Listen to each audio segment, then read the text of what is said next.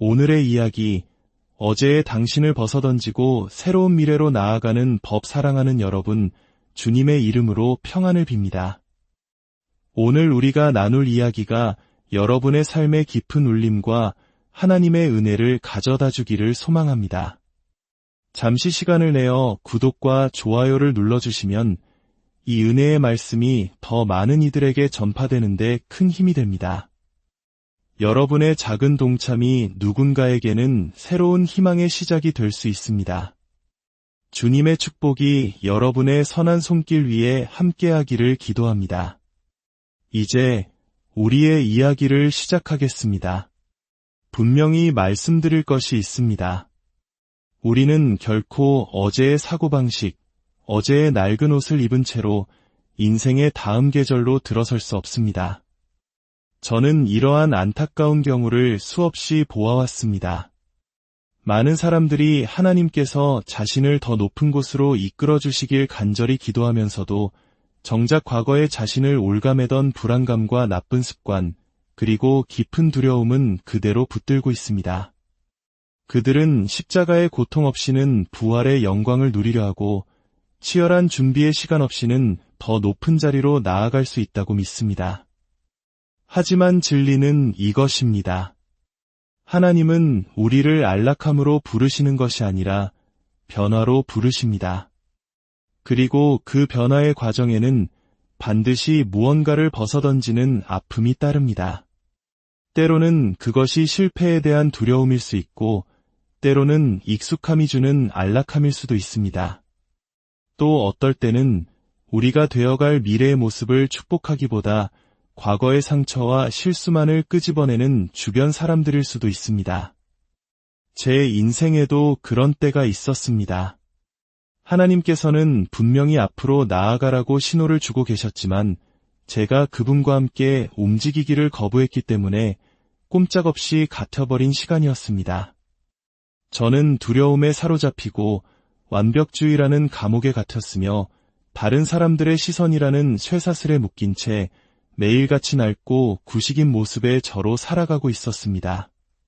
새로운 문을 열어달라고 기도하면서도 제 마음은 여전히 과거라는 낡은 방 안에 살고 있었던 것입니다. 마음속에서는 더 나은 삶이 있다는 것을 알면서도 그것을 향해 나아갈 용기가 없어 내면의 전쟁을 치러야 했습니다. 하지만 그 고통의 시간 속에서 저는 귀한 진리를 깨달았습니다. 하나님께서는 결코 낡은 그릇에 새 기름을 붓지 않으신다는 것입니다. 새 것을 담기 위해서는 먼저 낡은 그릇이 깨어져야만 합니다. 과거의 무언가는 반드시 떠나보내야만 합니다. 하나님의 말씀인 고린도후서 5장 17절은 이렇게 선포합니다. 그런즉 누구든지 그리스도 안에 있으면 새로운 피조물이라 이전 것은 지나갔으니 보라 새 것이 되었도다. 이 말씀을 자세히 보십시오. 내가 준비되면 옛것이 지나갈 것이다라고 말하지 않습니다. 상황이 편리해지면 새 것이 올 것이다라고도 말하지 않습니다. 성경은 담대하고 확고하게 선언합니다. 당신이 그리스도 안에 있는 그 순간 옛사람은 끝났다고 말입니다. 옛 습관, 옛 사고방식, 옛 상처, 과거의 이야기는 모두 지나갔습니다.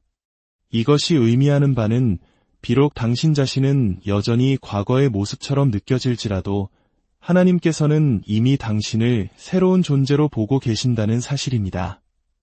그러므로 우리의 성장 여정이란 때로 불편하고 어색하더라도 하나님께서 말씀하시는 나의 새로운 정체성을 향해 한 걸음씩 걸어가기로 선택하는 것입니다. 문제는 너무나 많은 우리들이 감정적으로 과거의 낡은 버전의 자신에게 애착을 느낀다는 점입니다. 우리는 이미 벗어났어야 할 과거의 힘겨운 싸움 속에서 자신의 정체성을 찾으려 합니다. 하나님께서 주시지도 않은 나는 원래 상처가 많은 사람이야, 나는 원래 부족한 사람이야 와 같은 낡은 이름표를 붙들고 우리의 잠재력을 파괴하는 과거의 패턴을 필사적으로 방어합니다. 하지만 이제는 잠에서 깨어나야 할 시간입니다. 당신에게 상처를 준 바로 그 환경 안에서 온전한 치유를 경험할 수는 없습니다. 땅에 발을 딛고 있는 채로 하늘을 날아오를 수는 없습니다. 그리고 과거의 상처와 계속해서 타협하면서 하나님의 거룩한 목적을 향해 나아갈 수는 없습니다. 솔직히 말씀드리겠습니다. 과거의 낡은 당신을 벗어나는 과정은 고통스럽습니다. 그것은 때로 마주하기 힘든 진실을 똑바로 바라보는 것을 의미하고 익숙했던 것들로부터 떠나는 것을 의미하며 다른 이들의 박수갈채 없이도 묵묵히 나의 길을 걸어가는 법을 배우는 것을 의미합니다. 하지만 이 과정은 반드시 필요합니다. 왜냐하면 열방에 영향을 미치고 당신의 세대를 이끌며 하나님을 담대하게 영화롭게 하도록 부름받은 새로운 당신은 결코 두려움과 수치심, 그리고 자기의심이라는 낡은 설계도 위에서는 지어질 수 없기 때문입니다. 결국 우리는 거울 앞에 서서 스스로에게 이렇게 말해야 하는 순간을 맞이하게 됩니다. 나는 이곳에 너무 오래 머물렀어. 불안함 속에 너무 오래 머물렀습니다. 미루는 습관 속에 너무 오래 머물렀습니다. 영적인 게으름 속에 너무 오래 머물렀습니다. 나의 기쁨을 앗아가고 영혼을 지치게 만드는 반복되는 악순환 속에 너무 오래 머물렀습니다. 그리고 이제 하나님의 도우심을 힘입어 우리는 스스로를 진화하도록 강하게 밀어붙여야 합니다. 내가 준비되었다고 느껴서가 아니라 그분께서 이미 나를 새로운 존재로 만드셨기 때문입니다. 만약 당신이 성장할 수 있다는 자신의 능력을 의심하게 된다면 당신이 이미 무엇을 견뎌냈는지 뒤돌아보십시오. 과거의 당신이었다면 결코 통과하지 못했을 폭풍우들을 지금의 당신은 이미 걸어 나왔습니다. 당신은 해냈습니다. 그것은 단지 당신의 힘 때문만이 아닙니다. 그 모든 시간 속에서 하나님께서 당신을 다듬고 준비시키고 더 높은 곳으로 부르고 계셨기 때문입니다. 그러니 오늘 결단을 내리십시오. 막연한 감정이나 희망이 아닌 결단을 하십시오. 이 순간부터 나는 더 이상 옛사람의 정체성을 짊어지지 않겠다고 말입니다. 당신은 새로운 피조물입니다. 옛것은 지나갔고 새 것이 여기에 있습니다. 당신이 그렇게 느끼든 느끼지 않든 새 것은 여기에 있습니다. 다른 사람들이 그것을 인정하든 인정하지 않든 새 것은 여기에 있습니다. 당신이 실패했든 넘어졌든 밤새 울었든 새 것은 여기에 있습니다. 하나님께서 당신을 새롭다고 부르시는데 당신이 어찌 감히 그것을 거역하겠습니까? 하나님의 목적은 우리의 개인적인 진화를 요구합니다. 이것을 분명히 합시다. 하나님께서는 결코 당신이 연기하고 있는 거짓된 모습에 기름을 붓지 않으십니다. 그분은 당신이 되어가고 있는 진짜 모습을 축복하십니다. 사람들에게 잘 보이기 위해 쓰는 가면이 아니라 세상에서 살아남기 위해 연기하는 역할이 아니라 상처로부터 자신을 보호하기 위해 만든 단단한 껍질이 아니라 말입니다. 하나님께서 원하시는 것은 완벽함이 아닙니다. 그분이 원하시는 것은 변화입니다. 그리고 그러한 성장은 지극히 개인적이고 대가를 치러야 하며 깊은 내면에서 일어납니다. 그것은 하나님께서 당신을 창조하신 본래의 모습이 되기 위해 과거의 당신을 기꺼이 떠나보내는 것을 요구하는 성장입니다. 인생의 목적은 우연히 발견되는 것이 아닙니다. 목적은 개인적인 진화의 과정을 통해 서서히 드러납니다. 성경을 보십시오. 하나님을 위해 위대한 일을 행했던 사람들 중 그 누구도 과거의 모습 그대로 머물러 있었던 사람은 없습니다. 믿음의 조상 아브람을 예로 들어봅시다. 하나님께서는 그를 열국의 아버지로 삼으셨습니다. 그러나 그 약속이 펼쳐지기 시작하기도 전에 그는 먼저 진화해야 했습니다. 그의 이름이 아브라함으로 바뀌었고 가야 할 방향이 바뀌었으며 무엇보다 불확실함 속을 헤매던 자녀 없는 한 남자에서 보이지 않는 것을 믿는 믿음의 사람으로 그의 생각의 틀 자체가 바뀌어야 했습니다. 그 과정은 쉽지 않았지만 반드시 필요했습니다. 한때 그리스도인들을 박해했던 사울을 생각해 보십시오. 그는 신약 성경의 절반 이상을 기록한 위대한 사도 바울이 되었습니다. 그러나 그 변화는 그가 자신의 대외적인 이미지를 개선했기 때문에 일어난 것이 아닙니다. 그 변화는 그가 다메섹 도상에서 예수님을 인격적으로 만났고 그 만남이 자신이 믿었던 모든 것을 산산조각 내도록 허락했기 때문에 일어났습니다. 그리고 그 완전한 항복의 자리에서 그는 새로운 목적을 가진 존재로 다시 태어났습니다. 마찬가지로 하나님께서는 오늘 당신에게 단지 더 많은 일을 하라고 부르시는 것이 아니라 더 나은 존재가 되라고 부르고 계십니다. 그리고 더 나은 존재가 된다는 것은 당신의 소명에 더 이상 도움이 되지 않는 것들을 벗어버리는 것을 의미합니다. 익숙하지만 아무런 열매도 맺지 못하는 태도, 습관, 그리고 낡은 패턴들을 주님 앞에 내려놓는 것을 의미합니다.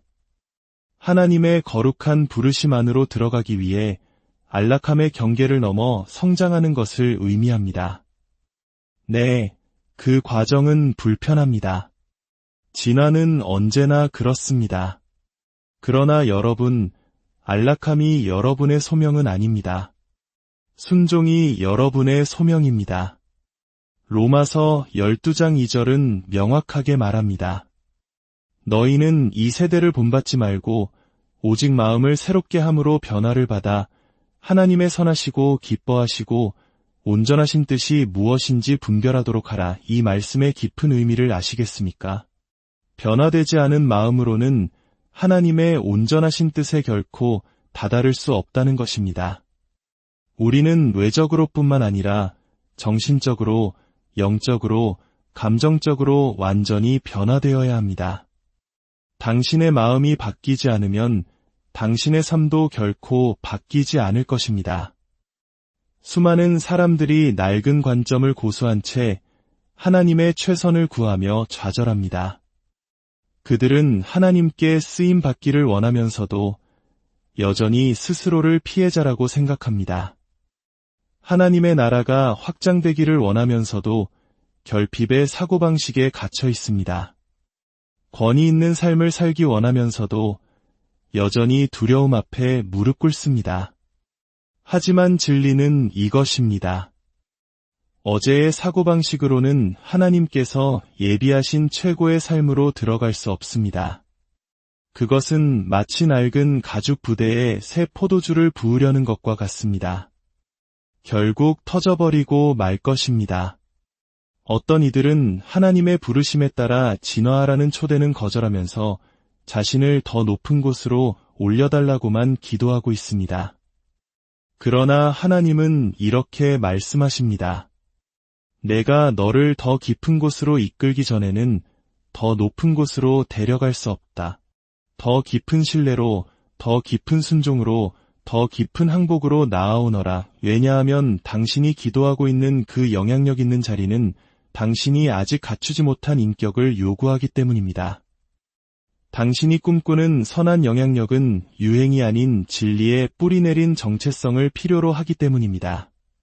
그리고 그러한 인격은 안락함 속에서 만들어지는 것이 아니라 변화의 용광로 속에서 단련됩니다.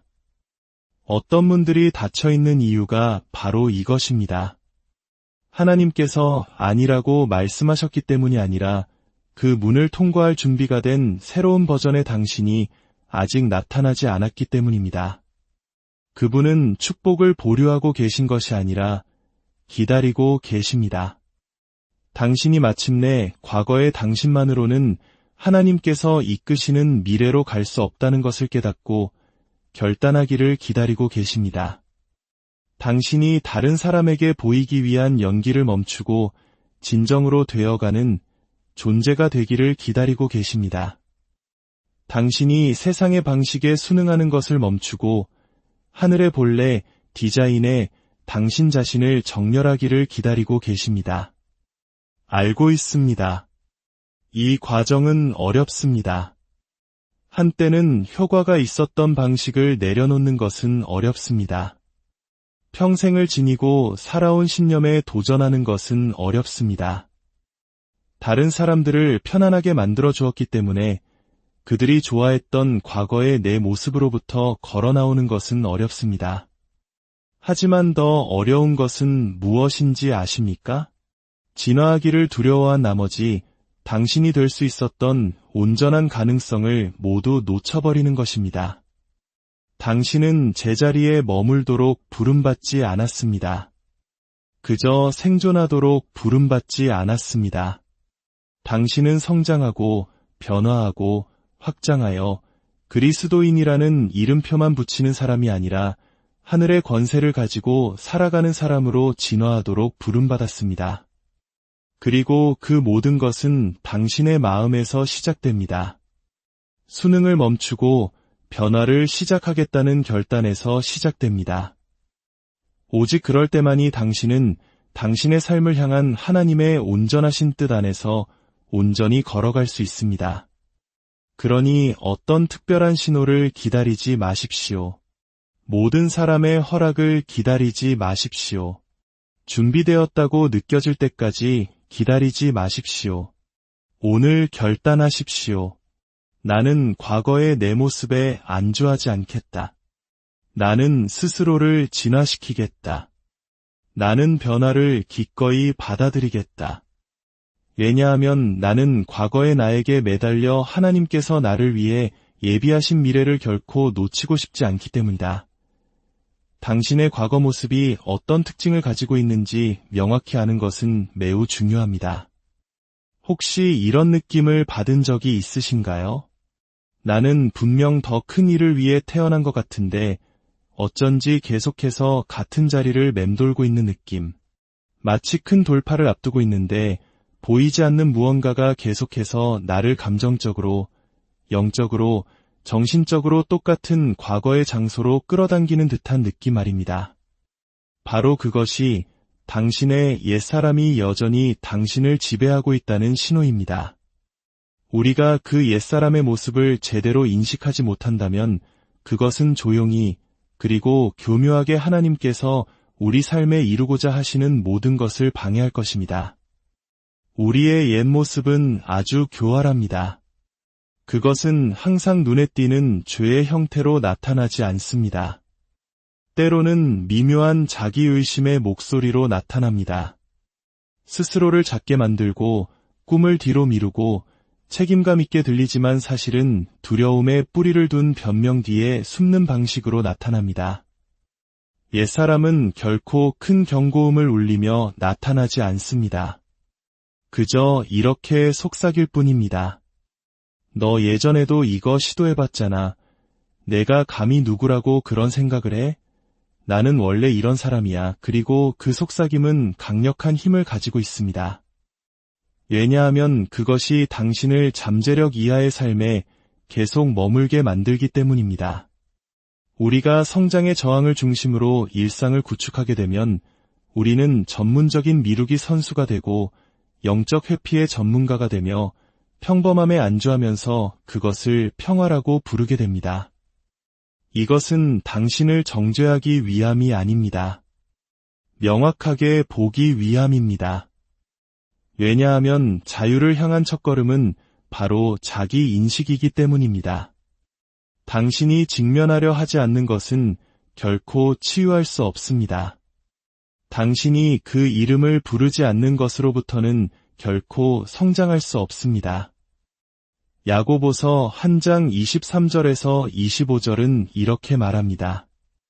누구든지 말씀을 듣고 행하지 아니하면 그는 거울로 자기의 생긴 얼굴을 보는 사람과 같아서 제 자신을 보고 가서 그 모습이 어떠했는지를 곧 잊어버리거니와 자유롭게 하는 온전한 율법을 들여다보고 있는 자는 듣고 잊어버리는 자가 아니요 실행하는 자니 이 사람은 그 행하는 일에 복을 받으리라. 이 구절은 우리 마음에 깊이 와닿습니다. 우리가 그것을 살아낼 의도가 없다면 진리를 듣는 것이 무슨 소용이 있겠습니까? 변화가 필요한 자신의 모습을 거울을 통해 분명히 보고도 그냥 돌아서서 아무 일 없었다는 듯이 살아간다면 교회에 가고 묵상집을 읽고 설교를 듣는 것이 무슨 소용이 있겠습니까? 하나님의 말씀은 필터가 아니라 거울입니다.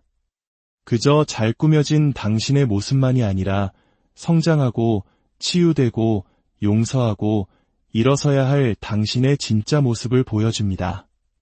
때때로 우리는 하나님께 우리의 상황을 바꿔달라고 기도하지만 사실 하나님께서는 우리 자신을 바꾸려고 하십니다. 우리는 옛 자아 그대로이면서 새로운 문을 열어달라고 구합니다.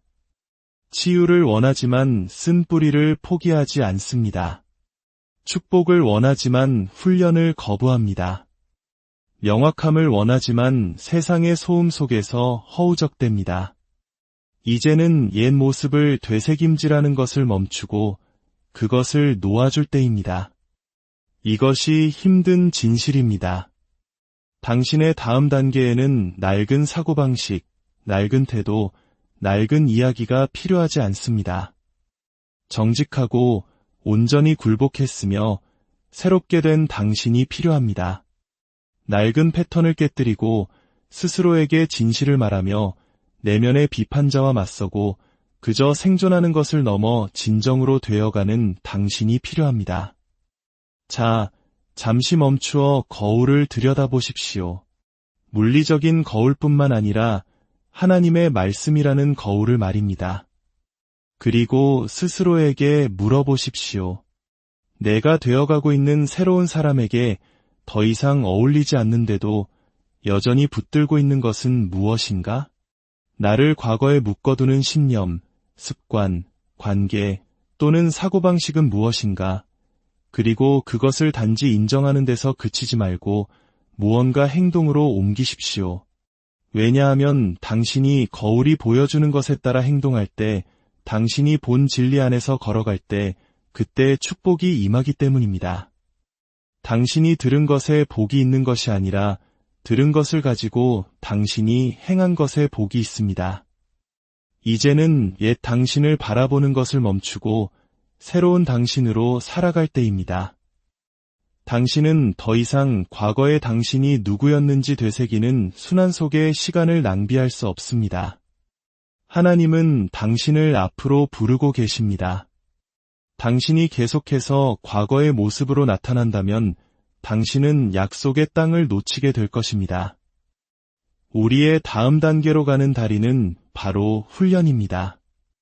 대부분의 사람들이 피하고 싶어 하지만 절대적으로 필요한 그것, 바로 훈련에 대해 이야기해 봅시다.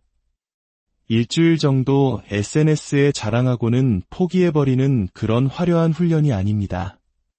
힘들어지면 그만두는 그런 훈련도 아닙니다. 제가 말하는 훈련은 운명을 빚어내는 훈련입니다. 이를 악물고 아침 일찍 일어나고 아무도 보지 않을 때 기도하며 육신이 비명을 지를 때 금식하고 모든 감정이 사라진 후에도 묵묵히 그 자리를 지키는 그런 훈련 말입니다. 왜냐하면 진리는 이것이기 때문입니다. 돌파는 결코 우연히 일어나지 않습니다.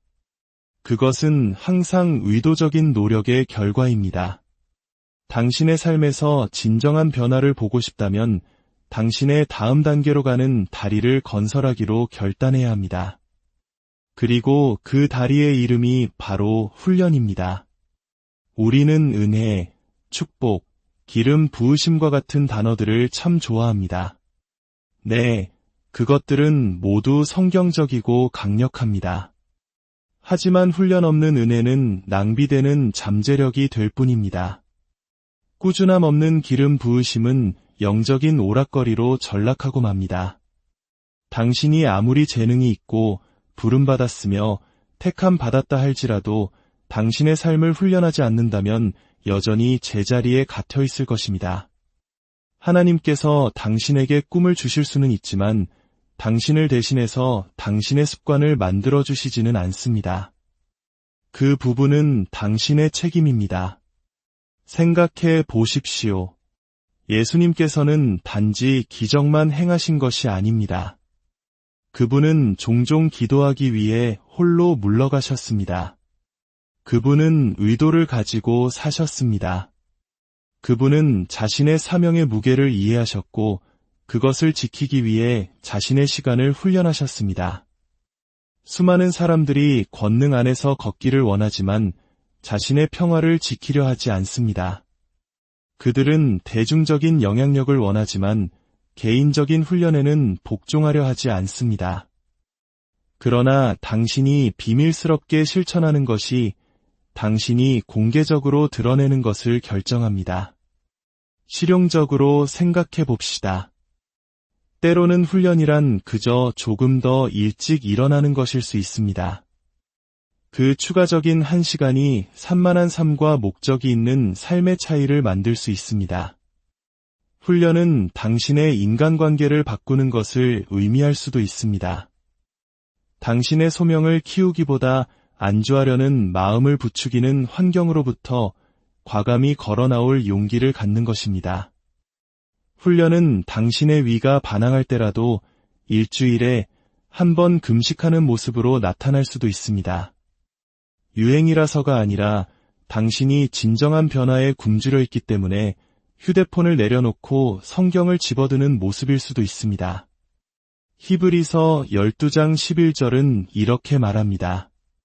무릇 징계가 당시에는 즐거워 보이지 않고 슬퍼 보이나 후에 그로 말미암아 연단받은 자들은 위와 평강의 열매를 맺느니라. 이 말씀이 들리십니까? 그 순간에는 기분 좋게 느껴지지 않습니다. 그럴 리가 없습니다. 당신의 육신은 저항할 것이고 감정은 반박할 것입니다. 하지만 그 열매, 즉 위와 평강, 명확함, 영적 권위, 그 모든 것은 완벽한 삶이 아니라 인스타그램에 올릴 만한 멋진 삶이 아니라 훈련된 삶의 결과입니다. 그리고 훈련은 반복을 의미합니다. 지루할 때, 고통스러울 때, 아무도 박수 쳐주지 않을 때, 차라리 잠을 자거나 SNS를 하거나 포기하고 싶을 때도 묵묵히 나아가는 것을 의미합니다. 훈련은 단지 당신을 다음 단계로 이끌어 줄 뿐만 아니라 당신이 그곳에 머물도록 준비시킵니다. 왜냐하면 준비 없는 승격은 파멸로 이어지기 때문입니다. 당신이 관리하기에는 너무나 훈련되지 않은 운명을 기도로 얻을 수는 없습니다. 당신의 습관이 뒷받침해주지 않는 수준의 영향력을 선포만으로 얻을 수는 없습니다. 어느 시점에서는 당신이 직접 그 일을 해야만 합니다. 과거의 당신은 압박을 피했습니다. 하지만 새로운 당신은 압박을 준비 과정으로 봅니다. 과거의 당신은 동기부여를 기다렸습니다.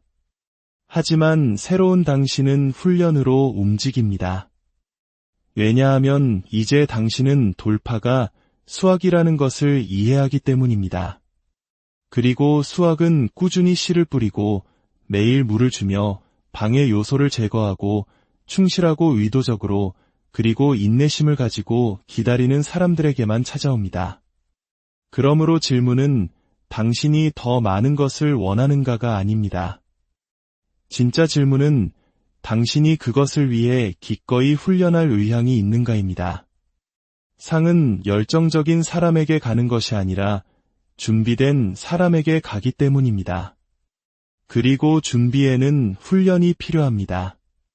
하나님께서는 당신이 구하던 것을 부어주실 준비가 되셨습니다.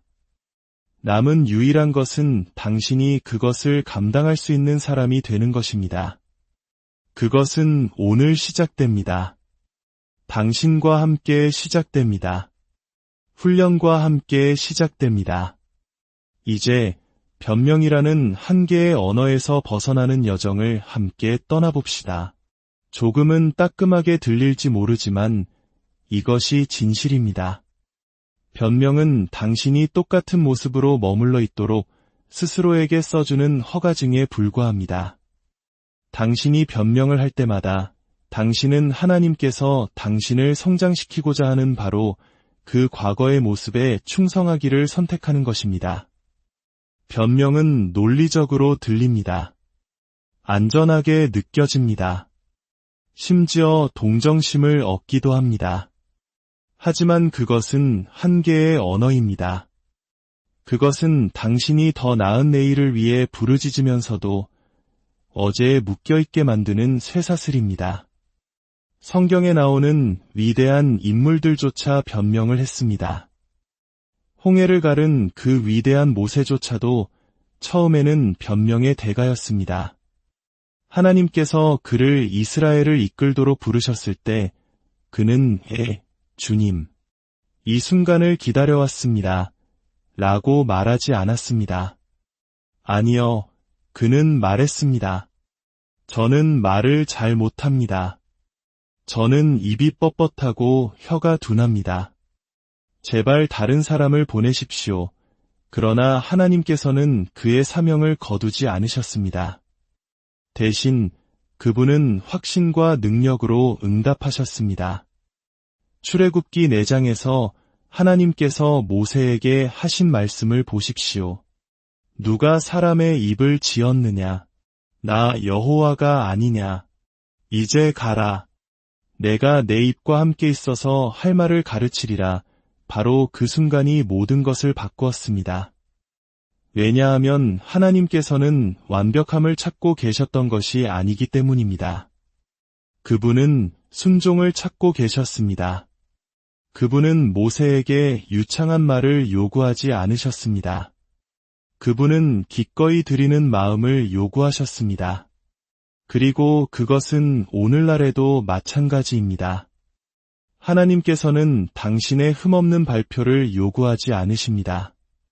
그분은 당신의 순복하는 예를 요구하십니다. 그분은 당신의 약함에 위축되지 않으십니다. 그분이 당신을 창조하셨습니다. 그분은 모든 결점을 알고 계십니다. 그리고 놀랍게도 그분은 여전히 당신을 부르셨습니다. 이것이 우리에게 말해주는 것은 이것입니다. 변명은 결코 진짜 문제가 아니라는 것. 진짜 문제는 당신이 두려워하는 것보다 하나님이 더 크시다는 것을 믿느냐 마느냐입니다. 그러므로 다음에 나는 준비되지 않았어. 나는 충분히 좋지 않아. 나는 학벌이 부족해. 나는 인맥이 없어 라고 말하는 그 익숙한 변명이 떠오를 때 멈추고 스스로에게 물어보십시오. 누가 나에게 그렇게 말했는가? 하나님께서는 그렇게 말씀하지 않으셨습니다. 당신을 부르신 하나님은 이미 당신의 약점을 계산해 넣으셨습니다. 당신을 부르신 하나님은 이미 당신의 한계를 고려하셨고 그럼에도 불구하고 가라고 말씀하셨습니다. 당신의 변명은 당신의 정체성이 아닙니다. 그것은 시험입니다. 그리고 당신이 두려움 속에서도 떨림 속에서도 앞으로 나아가기를 선택할 때마다 당신은 한계의 목소리를 잠재우고 성령께서 빛나실 공간을 내어드리는 것입니다. 왜냐하면 그분의 능력은 당신의 완벽한 모습이 아니라 당신의 약함 속에서 온전해지기 때문입니다. 요셉의 이야기를 기억해 봅시다. 창세기에서 성경은 요셉이 꿈을 꾸고 라고 말합니다. 그는 리더십의 자리에 있는 자신을 보았고 영향력과 은총, 권위를 보았습니다. 그러나 그 뒤에 이어진 것은 무엇이었습니까? 즉각적인 승진이 아니었고 박수갈채도 아니었습니다. 그 다음에 온 것은 배신, 거절, 노예 생활, 그리고 감옥이었습니다. 요셉이 겪은 모든 것은 하나님께서 그에게 보여주신 것과는 정반대처럼 보였습니다. 그럼에도 불구하고 그는 결코 그 비전을 놓지 않았습니다. 왜일까요? 왜냐하면 요셉은 대부분의 사람들이 놓치는 것을 이해하고 있었기 때문입니다. 비전은 안락함을 좇아서 이루는 것이 아니라 하나님과의 정렬을 통해 이루어진다는 것을 말입니다. 요셉이 겪은 모든 계절은 그가 되어가는 과정의 일부였습니다. 배신은 그에게 용서를 가르쳤고 노예 생활은 청지기의 자세를, 감옥 생활은 정직함과 인내를 훈련시켰습니다. 그가 마침내 바로의 궁전에 섰을 때 그는 더 이상 꿈만 꾸는 소년이 아니었습니다. 그는 한 나라를 다스리고 지혜로 이끌며 한 세대를 구원할 준비가 된 사람이었습니다. 이것이 바로 정렬의 모습입니다. 그것은 단지 하나님께서 꿈을 이루어 주시는 것에 관한 것이 아닙니다. 그분이 모든 우회로, 모든 마음의 상처, 모든 지연을 사용하여 꿈꾸는 자를 빚어 가시는 것에 관한 것입니다. 왜냐하면 인격적 성숙이 없는 꿈은 당신을 파괴할 것이기 때문입니다. 하지만 당신이 하나님께서 당신을 빚으시도록 허락할 때 그 꿈은 단지 당신의 야망이 아니라 당신의 사명이 됩니다. 성장은 거의 부드럽지 않습니다. 그것은 불편함과 함께 찾아옵니다. 침묵 속에서 당신을 늘리고 당신이 차라리 내버려두고 싶은 곳을 깊이 파고듭니다. 그러나 대부분의 사람들이 도망치는 진실은 이것입니다. 고통은 종종 성장이 일어나고 있다는 가장 큰 신호라는 것입니다. 모든 것이 이해될 때 성장하는 것이 아닙니다.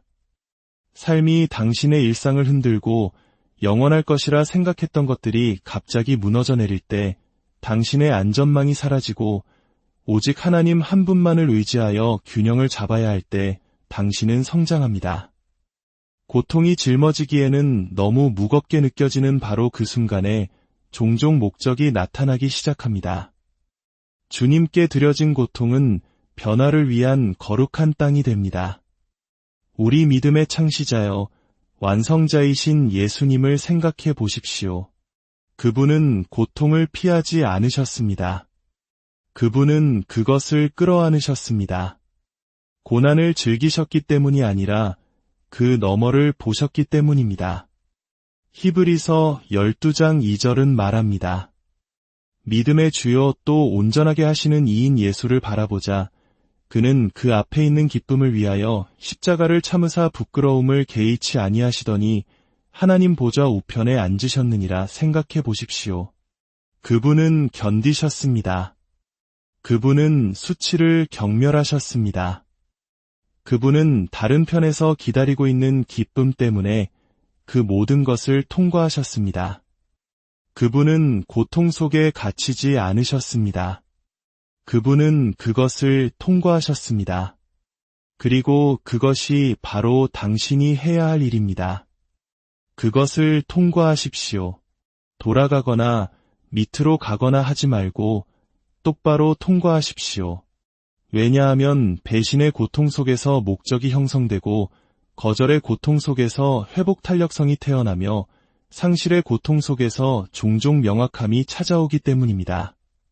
그러니 고통으로부터 도망치는 대신 그것이 당신을 정련하도록 허락한다면 어떨까요? 예수님처럼 당신의 시선을 고통이 아니라 당신 앞에 놓인 기쁨에 고정한다면 어떨까요? 오늘 이 자리에서 결단하십시오.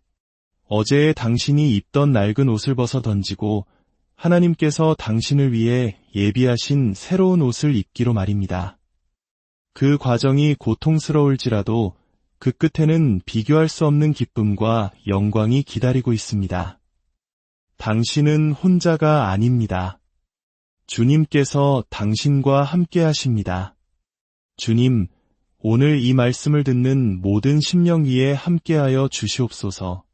과거의 낡은 생각과 습관, 상처에 묶여있는 이들에게 자유를 선포하여 주시고 주님께서 예비하신 새로운 피조물로서의 삶을 살아갈 용기와 힘을 더하여 주시옵소서. 변화의 고통을 두려워하지 않고 그 너머에 있는 주님의 기쁨을 바라보며 나아가게 하소서. 우리의 모든 여정을 인도하시는 주님을 신뢰합니다.